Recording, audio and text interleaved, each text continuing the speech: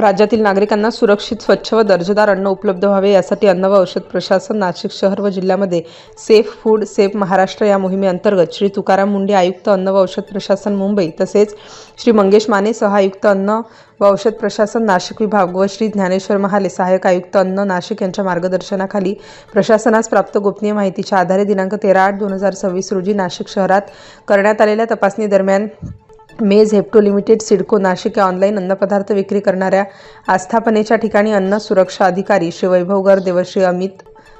रासकर यांनी तपासणी केली असता स्वच्छता व आरोग्य विषयक निकषांचे उल्लंघन आढळून आले आहे। स्वच्छता व अन्न सुरक्षा विषयक त्रुटी आढळून आल्यामुळे व परिशिष्ट 4चे उल्लंघन झाल्यामुळे प्रशासनातर्फे सदर आस्थापनेचा परवाना तात्काळ निलंबित करण्यात आलाय। अन्न व औषध प्रशासन विभाग नागरिकांच्या आरोग्याच्या संरक्षणास सर्वोच्च प्राधान्य देत असून अन्न सुरक्षा नियमांचे उल्लंघन करणाऱ्या कोणत्याही अन्न व्यावसायिकास कोणतीही सवलत दिली जाणार नाही। नाशिक विभागात सुरू असलेली विशेष तपासणी मोहीम पुढेही अधिक व्यापक स्वरूपात सुरू राहणार असून अन्न व्यावसायिकांनी स्वच्छता, सुरक्षित अन्न उत्पादन, साठवणूक, हाताळणी व विक्री याबाबत अन्न सुरक्षा व मानके अधिनियम 2026 तसेच त्या अंतर्गत नियम व विनियमांचे